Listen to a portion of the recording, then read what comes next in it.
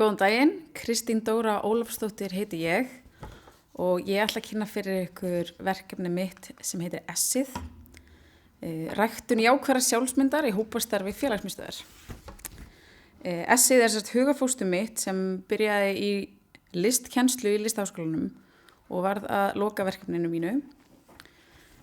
Þetta er hópastarf í félagsmiðstöð og ég vann kennsluleiðbeiningar líka samhliða. Þetta snýst að rækta jákvæða sjálfsmynd í frekar litlum hópi þar sem við lögðum mikið upp á trausti og hlustun. Hópastarfi snýrist að nota dagbókarskrif til að auka sjálfsþekkingu og stuðla bættri jákvæðri sjálfsmynd. Og þetta hópastarf leiddi ég ásamt Brynju Helgadóttur, tómstunda- og félagsmálafræðing. Og þetta var byrja í janúar 2019 og þetta voru 6-7 skipti, cirka 10 í hvert skipti og við völdum stelpur í 10. bekk til að taka þátt. Við gáum öllum þáttakendum dagbækur til að byrja með og þannig að allir voru með sömu dagbækur og þeim að frjálst að nota þær eins og þær vildu. Við þurftum að vera svolítið sveigjanlegar þar sem þetta voru ungar konur með mikið á dagskrá og þetta var svona auka starf þannig að þær komu þegar komust en voru allar mjög spenntar yfir þessu námskeiði. Nafnið Essið kemur frá þeim viðfangsefnum sem byrja mörg hver á S sem við vorum að fást við eins og þessi sjálfsþekking, þessi sköpun, skrif í dagbókina og svo mjög jákvætt bara að vera í S-inu sínu.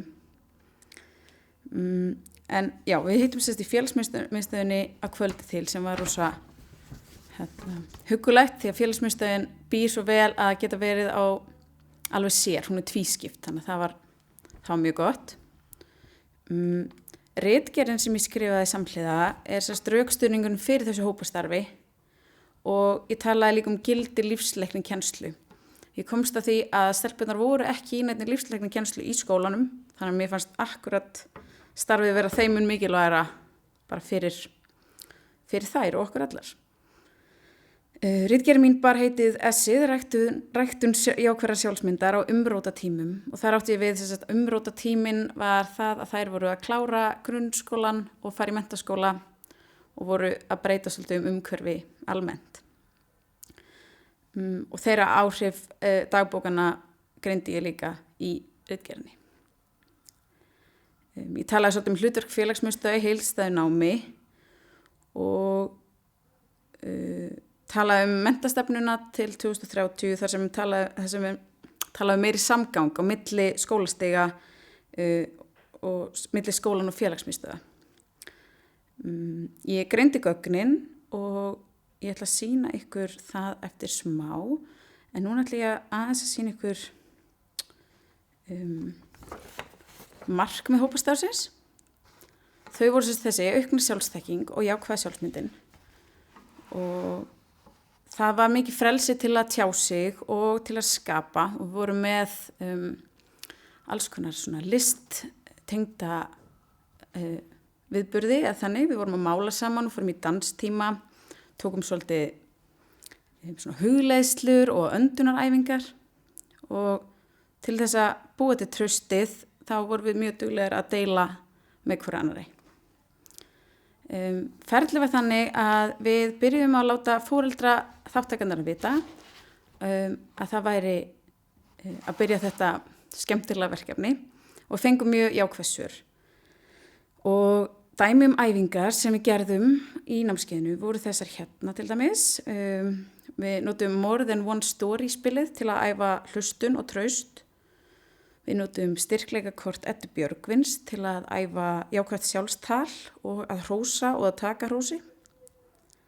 Og hugleiðslun og önduræfingarnar notum við til að hjálpa þeim að slaka á. Og frjálsmálun og sköpun var mikilvæg líka bara til að búa til þetta flæði í samræðum og meðan það máluðu og að það leyfðu sér að prófa að skapa án þess að einblína á útkomuna sem var svolítið svona það sem þær upplifðu í skólanum. Að það væri svona útkomi með listsköpun. Svo byrjuðum við alltaf á check-in og check-out, þess að sögðum frá hvernig okkur leið þann daginn og hvar við vorum svona í rýminu og hvernig við vildum að útkoma dagsins væri og með því að enda svona markvisst og byrja svona markvisst þá náðum við að binda svolítið saman hvert skipti. Framvinduna mældu við með spurningarlistum 3 sinnum yfir námskeiðið og einnig bara með samtölum við stelpunar, þáttakendunar. Og svo ætla ég að sýna ykkur svör úr síðasta spurningarlistanum á hópastarfinu 2019. Ég veit þetta er rosa mikið hér en það kemur aðeins mynd á þetta. Hér er spurningin, er eitthvað sem kom þér á óvart og til dæmis er það kom mér á óvart hvað eru allir að glíma við sín eigin vandamál þótt að líti út fyrir að ekkert sé að utanfrá. Það kom mér á óvart hvað litlu hlutirnir geta gert mikið fyrir mann, bara það að tala daginn, hrósa sér og öðrum eða bara andvarpa geta gert kraftaverk. Svo spurningin, finnið þú fyrir einhverjum áhrifum af því að skrifa í bók og eða mæta í essið? Er miklu öruggari með sjálfa mig. Þegar ég skrifaði bókina losna ég við mikið stress og mér finnst ég ná betur utanum mínar eigin hugsanir og vera öruggari með sjálfa mig. Þannig að við erum svona svolítið að sjá svona þetta þema. Það var svona ákveðin losun í bækurnar og að gott að koma í þennan hóp. Samskipti milli hópnum fannst einnig ganga mjög vel, eða ganga sérstaklega vel og svo að hafa svona kósí andrúmsloft þegar maður mætir. Við lögðum svolítið mikið upp úr því að það væri svolítið gott að koma í starfið og eins og ég sagði þannig að það var félagsmiðstöðin tvískipt, þannig við gátum bara að vera alveg prívat og trufluðumst ekki öðru starfi á meðan og þannig að það var svona, mikið lagt upp úr því að væri svona öruggt rýmið.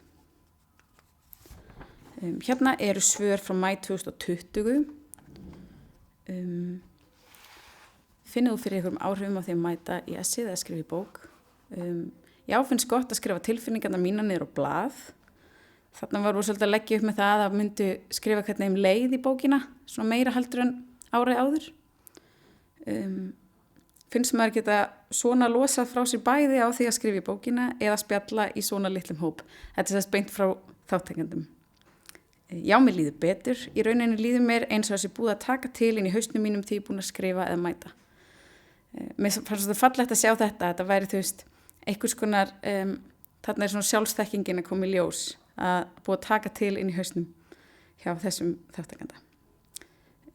Já, mér var gott að geta komið og talað og hlustað. Stundum tengdi maður við eitthvað sem aðrir eru að gera eða er gangi gegnum og það er gott að maður sé ekki einn í því. Og já, þetta var beint frá þáttakendum.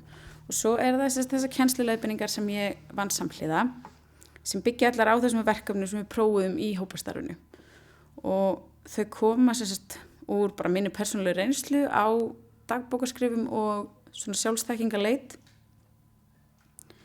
Og markmiðin eru þau sömu og með hópastarfinu. Að bæta sjálfsþekkinguna og að sjálfsmyndin sé jákvæð og raunsæ. Æfingarnar eru allar frekar opnar og eru hægt að aðlaða að öllum kynjum og bara næstum öllum aldri, myndi ég segja, og er ekki svona bundið við þetta félagsmiðstöða umhverfi, en ég veit niður heyrt grunnskólakennara og myndmenntakennara sem hafa verið að taka þetta inn í sínar kennslustundir og það er hægt að taka svona smá og smá, það þarf ekki að klára allt námskeiðið, það er að taka bara svona verkefni fyrir sig. Og svo er það hérna þetta er síður úr bókinni. Hæfniviðmiðin voru þessi hér. Við lok námskeiðsins getur nemandi tjáð sig í hóp, deilt sögum af sjálfum sér, hlustað af athygli á aðra, skrifað í dagbók, setið gagns og gamans, gert sig grein fyrir styrkleikum sínum og hugsað fallega til sín. Ég ákvað að segja þáttakendum ekki frá hæfniviðmiðunum fyrirfram, en þegar ég sagði þeim frá þessu þá voru þær svona frekar hissa á þegar þær héldu að þetta væri ekkert skólatengt eða þannig. Þær voru ekki svona meðvitaðar að það væri einhvers krafist á þeim eftir þetta. En þetta var rosa flott, bara út því viðbröðin þeirra voru fyrst rosa svona mikil hræðsla, svolítið svona erfitt að átti sig á því að það sé einhver hæfni við mig út í að þeim fannst þetta orð svona frekar svona eitthvað hræðilegt, en þegar ég var búin að sýna þeim þessi hæfni við mig þá áttuðu þær sig á því að þær stóðust öll. Þetta var ekkit svo flókið eftir allt saman. Og þessi lykil hæfni sem ég talaði og hæfniði með nemenda úr samfélagsgreinum í 10. bekk, þetta svona rímar svolítið við það. Þannig að já, þetta var sér tekið svolítið með mið af því. Og hérna hægra megin sjáum við sjálfsmildi. Þetta er kynningin á sjálfsmildi úr bókinni. Og hér stendur að hugsa vel til sín er lykillinn til að ná árangri á þessu námskeiði. Með jákvæðri sjálfsmynd eykst meðvitund styrkleika þína og þú getur frekar séð þig í raunsæju ljósi. Sjálfsmildi snýst að taka sér með opnum örmum, dæma ekki tilfinningar sínar og vera í raun besti vinur sinn. Mér finnst gott að byrja að nota hugtak eins og sjálfsmildi frekar en sjálfsást, því áður en maður byrjar að elska er mikilvægt að taka sig í sátt. Þessa setningu er gott að segja upphátt eða í hljóði. Ég er í lagi eins og ég er og þarf enga að breyta. Og þarna er ég bara smá að kynna þetta hugtak sjálfsmildi, því fólk er kannski ekki mikið að nota það. En mér finnst það svolítið mikilvægt að vera með eitthvað svona blítt og gott orð í byrjun. Hérna er opna úr dagbók hjá einum nemenda og sem ég birti með leyfi. Þetta er svona hugleiðingar jákvæðt viðhorf og jákvæðinni almennt. En dagbækurnar voru algjörlega frjálsar og það þurfti aldrei neitt að sýna eða deila neinu úr þeim nema þær vildu sérstaklega. En flestar voru þær þó að blanda teikningu og orðum og svona hugleiðingum í bækurnar. Þetta var svona beggja blands. Svo vil ég sýna ykkur hérna eina æfingu að lokum sem er þetta fína þakklætisblóm. Þakklætisblóm er tæki til að nota þegar þú þarft að þakka fyrir eitthvað, stórt sem smátt.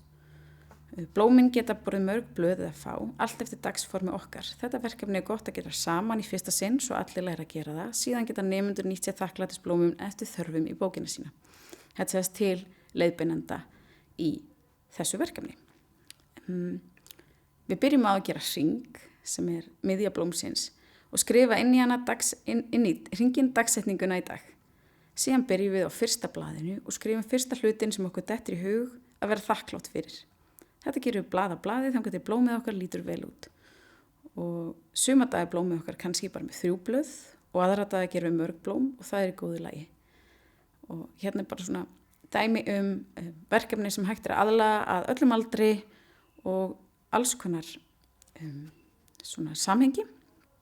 Og ég veit til og með að þetta við nota með fyrsta bekk og einnig úlingunum mínum og alls konar, þannig að þetta hefur alveg svolítið fjölbreytta, það er þetta að vera með svolítið fjölbreytta nálgun.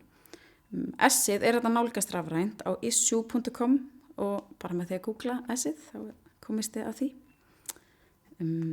Ég vil bara þakka fyrir mig og ef eitthvað spurninga vakna þá er bara velkomið að ræða þær. Takk.